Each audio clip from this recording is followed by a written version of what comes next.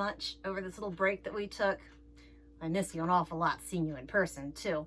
But now it's fall and we're back for another session of stories, and I'm really glad to be back with you again. So we've got some good ones today. Do you like cats? I don't have a real pet cat. Maybe you do. If you do, maybe you could even take a picture and send it to me and show me your cats and tell me what their names are. Even if you don't have a cat, I hope you like today's stories about cats. I think they're pretty fun. Are you ready to get started?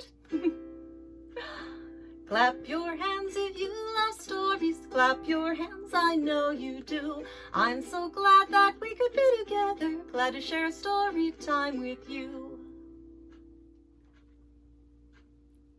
This is my cat. This is my cat, Tiger. And Tiger, today I thought I would tell you a story about cats. Would you like that? Would you like to hear a story about some cats? This is a good one. It's called The Colony of Cats. You see, a long time ago, far away in another land, there was a colony, which is kind of like a little city, that was nothing but cats.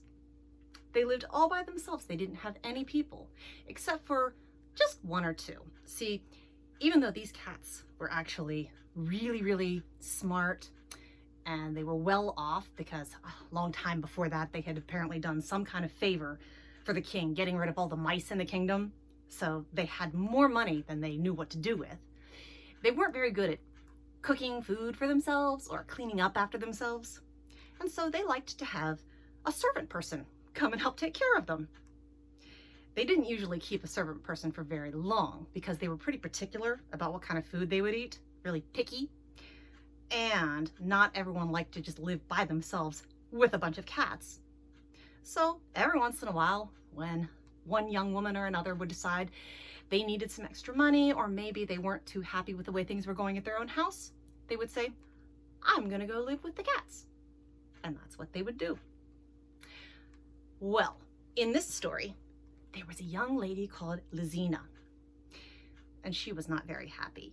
You see, her dad wasn't around. He was off on business in another part of the world. So she lived at home with her mother and her older sister. And she felt like she was not appreciated as much as her older sister. Her mom would say nice things to her older sister, and she would have to do more chores than her older sister. And she just really felt unhappy. So one day she said, if you hate me so much, I'm gonna go live with the cats. And her mom said, if that's what you want to do, fine. And so off she went to go live with the cats. And the cats were very happy to see her, you see, because just that morning, their cook had left and gone back to her own house. So they had no one to take care of them. And so they said, you may come and live with us. Now, Racine was actually a very nice young woman, and she was nervous because she didn't quite know how to take care of a whole bunch of cats instead of people, but she was going to do her best. And the cats were very curious about her.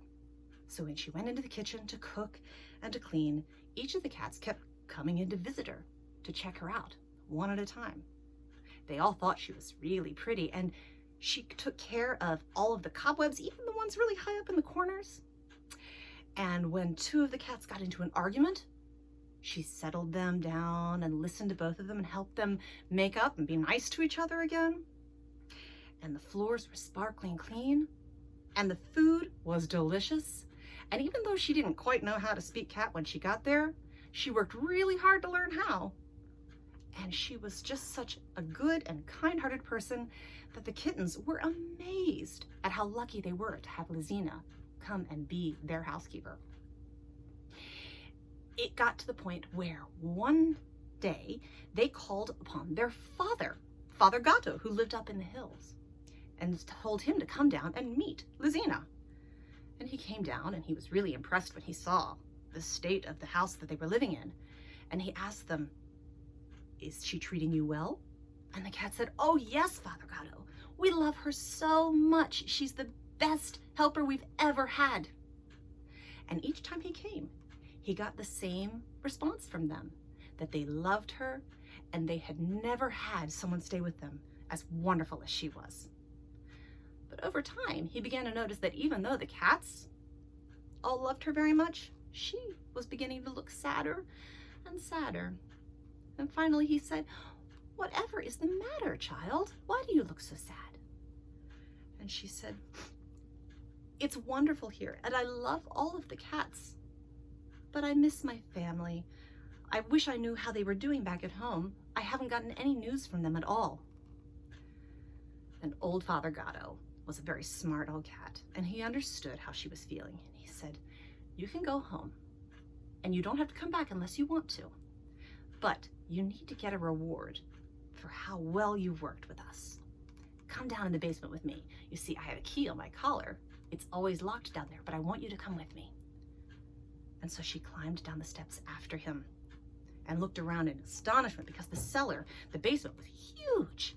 And in the corner were two very, very, very large jugs like you keep water in. And one of them was full to the brim with oil, and the other was full to the brim with a liquid that was shining and sparkling like liquid gold. And Father Gatto said, "Before you return, you need to bathe. Which jar would you like to bathe in?" And Lizina said, "The oil, I think. I don't think I'm nearly special enough to bathe in gold." And Father Gatto said, "No, you deserve this and more." And so he picked her up in his paws because he was a very big cat. And he dipped her down into the gold, and when she came up, she was sparkling and shiny, so bright that it would hurt your eyes to see her. And her pretty pink cheeks and her long black hair alone stayed normal and human looking, but everything else about her was shining and brilliant. And he said, "Now you may go home, but make sure on your way home, if you hear your rooster crow, you must turn and look at him. But if you hear the donkey start to bray, hee-haw, you have to look away. Don't look at him." And so the cats gave her her pay, filled her pockets full of gold, and sent her on her way back home. And when she was getting very, very close to her house, she suddenly heard the rooster cock-a-doodle-doo at the rising sun, and she quickly turned to look at it, as Father Gatto had told her. And immediately a beautiful golden star fell and landed on her forehead, crowning her beautiful glossy black hair. And at that same time, she heard a donkey over in the field who was eating his food start to go hee-haw, hee-haw, and she quickly turned her head away so she didn't look at him. And when she came to the house, her mother and sister cried out in surprise because there she was, shining like gold with a beautiful golden star on her forehead. And they were amazed. They were still the same people they were when she left, though, and so they were very jealous, and they tried to get the gold off of her skin and the gold star off of her forehead, but they would never come off.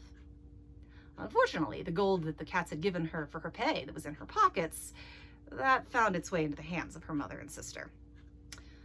But eventually, all of that ran out, and the older sister said, "I think I should go and see what I can get out of the cats." How do you think this is going to go? Think it's going to go well for her? Well, she went there, and the cats recognized who she was, and they decided they were going to give her a chance, but she didn't seem nice, even from the beginning. Not nearly as nice as Lizina had been.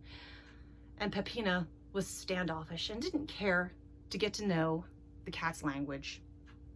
And she cooked for them, but she didn't take the time to learn what kind of foods they liked. And she would clean a little bit, but the cobwebs up in the far corners tended to stay there, and it just wasn't quite as nice. And the cats said to each other, even as they started to grumble, "Now, not every servant can be the same. We have to give her a chance." But the days went on, and she just was not like Lizina. And when Father Gatto came, he asked, "What do you think of her?" And I said, "Well, Caesar hurt his paw and it swelled up. And she went into the kitchen and Peppina kicked Caesar right out, wouldn't even help. And Hector is allergic to wheat, but she kept making bread for our meals anyway, without even asking why he was so sick. And Agrippina's little kittens have been wearing dirty clothes for days because she hasn't gotten around to doing the laundry. You have to find us another helper, Father. And so Father Gatto took Peppina and said, come with me. Come with me into the basement because your time with us has ended and it's time for you to return home. He took her down and showed her the big jugs, one with oil and one with gold, and said, into which of these will you bathe? And she said, well, into the gold, naturally. Father Gatto's eyes flashed and said, you don't deserve that. And he picked her up and dipped her into the big jar of oil instead. And it was hard to breathe down there, but when she came up, she was coughing and choking, and picked her out and took her out, and immediately the oil that was all over her started picking up all of the dirt that she hadn't swept up off the floor very well. And so she immediately looked pretty gross. He said, go on, go home. And he didn't tell her about the rooster or the donkey. And on her way home, she was stumbling along and found a stick to kind of help her along so she could maybe stop picking up so much dirt and things that were on the ground. And when she was almost there, she heard a donkey suddenly say, hee-haw, hee-haw. And she turned to look at him, and immediately something hit her forehead, and she reached up, and there was a donkey's tail stuck to her forehead, and it wouldn't come off. And she ran home then, crying. And when she got home, her mother took her and put her into a bathtub with hot water, and she and the little sister Lizina scrubbed and scrubbed and scrubbed with 2 bars of soap, and just scrubbed and scrubbed. And finally they managed to get the ashes and dirt off from the oil, but they never did get rid of that donkey's tail. It's still stuck to her forehead, same as the golden star on her sister's. And that's what happens sometimes. Sometimes we have to learn how to be good to other people before good things can happen to us, right? Did you like that story? Did you know that you have a cat right there? Can you show me your cat? And we have more cats too. Here we go. Here is Mrs. Tabby Cat and her little kittens, curled up upon their bed, snuggled with some mittens. They were startled by a squeak. Their heads popped up to see. Kittens, I think I hear a mouse. Now just follow me. Creeping, creeping, creeping on. Silently they stole. Just before the cats got there, the mouse popped in his hole. Let's do that one more time. Here is Mrs. Tabby Cat and her little kittens, curled up upon their bed, snuggled with some mittens. Startled by a little squeak, their heads popped up to see. Kittens, I think I hear a mouse. Now just follow me. Creeping, creeping, creeping on. Silently they stole. Just before the cats got there, the mouse popped in his hole. He got away. I have another story about someone who went to work for a cat. It's a different kind of story. You see, once upon a time, there was a miller. That's someone who takes grain and wheat and puts it into our big stone and grinds it down and turns it into flour. This miller didn't have a wife, didn't have any little girls. He had 3 boys, and he was trying to decide which one of them would be the miller after he was gone. And so he said, I want you boys to go out into the world and come back with a horse, because they needed a horse to pull the millstone sometimes. He said, whichever of you comes back with the finest horse will get to be the miller. And so the 3 boys went out, and they didn't have any kind of carriage or anything to take them along. So they were just walking on foot, and they got very tired, and they didn't have any money to stay at an inn. So they found a cave where they could sleep and stay dry. But that night, after the youngest one went to sleep, the 2 older brothers decided they didn't want to have their little brother following after them, and so they left him there alone. And the next morning, that little boy woke up. He wasn't quite a little boy, maybe he was older than that, but he woke up all by himself, and he didn't know what to do, but he heard a voice saying, Hans. That was his name, Hans. And he listened, and he didn't know that voice, but he left the cave and saw, standing out there, a cat. And he was surprised that the cat could speak, but he said, "Yes?" And the cat said, "I've been watching you, and I think I can help you." And Hans didn't know what a cat could do for him, but he said, "I'm listening, go on." And he said, "I know why you're out here. You're looking for a horse. I can help you get a horse." Hans didn't really believe that, but he wasn't sure what else to do. The cat said, "Come with me and work for me. Work for me for 7 years, and I will give you the finest horse you've ever seen."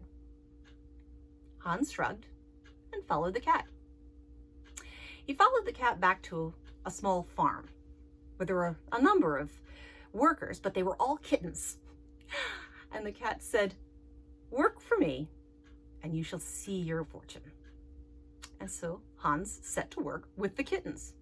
It wasn't very hard work. It was a lot of it, but it was certainly nothing he minded doing. And while they would work, all of the kittens would play music together and sing, and it passed the time. And so day after day, he would get up and work with the kittens. One day, the cat came to Hans with a golden axe and a silver saw and said, "Today I would like you to cut down those trees over there and cut them into small usable logs." Hans wondered to himself about what kind of cat not only had an axe and a saw, but had an axe and a saw out of such fine, expensive materials, gold and silver. But he didn't ask. He simply did as the cat told him to do. Another day, the cat came to him with a silver scythe, that's something you use to cut tall grass, and a golden whetstone, something used to sharpen it, and said, "Now I want you to cut down all of that grass and lay it out to dry." Again, he wondered about having a scythe made of silver and a whetstone made of gold, but he went and did as he was told without complaining, because he felt that sooner or later he was possibly going to get his reward. After all, he'd seen so many other amazing things. Maybe this could happen too. And finally, one day the cat came to him and said, "I have one more job for you to do for me. I want you to take that wood and that thatched grass, and I want you to make me a little house." Hans nodded, and he set to work making a fine little house out of wood and thatched grass. And when he was done, the cat said, "Come with me." And he took him into a stable where there were dozens of horses, each one more big and beautiful than the one before. And the cat said, "One of these, the finest, shall be yours, Hans. Go home and wait, and in 3 days, the horse will come to you." Well, Hans started to make his way home. He had a feeling that it wasn't going to go well when he got there, because he'd been gone for 7 years, and he didn't even have a new outfit to show for it. But he went home anyway, and when he got there, he saw his brothers and the horses they had brought home. One of the horses was lame in its hind leg, and the other horse was almost blind. But they were indeed horses. And the brothers looked at him and said, "Where have you been? And what horse did you bring?" And Hans said, "My horse will be bringing itself here in 3 days." And the brothers laughed. What kind of horse would bring itself there? What kind of horse could drive itself to their home? They didn't believe him. And in the meantime, he was so filthy and his clothes were so ragged that his father said, "You have to sleep in the barn tonight with the geese. We can't even have you in the mill." And so he went to sleep there. But early the next day, before he had even awoken, a fancy, lovely carriage, gilt with gold and gems, came pulling up outside of the mill. And descending from inside of it was a beautiful princess, who immediately went in and asked for Hans by name. And the miller shrugged and coughed and said, "He was so filthy, we made him sleep in the stable with the animals." And the princess sighed and had some boxes taken from the top of the carriage and said, "Take these to him." And so they took the boxes into the stable, woke Hans, and had him open them. And inside the first box was a beautiful new outfit made of red velvet. Inside the next box was a lovely golden crown. And inside the third box were a pair of boots that were so perfect they fit him as though they were made for him and him alone. And when he stepped out of the stable, looking practically transformed, The princess smiled, made her best curtsy in front of him, and said, "Hans, I've come to take you with me." And he said, "I beg your pardon, Your Highness, but do I know you?" And she said, "Hans, you have worked for me for the past 7 years, and I have come to know you as the good man you are." And the miller looked at the horses pulling the carriage and said, "You have won. You can become the miller, Hans." And the princess said, "No, he's coming with me." And she took him with her into the carriage, and they drove back to where he had made that little house. But where he had made the house was no longer a little house. It was a fine castle.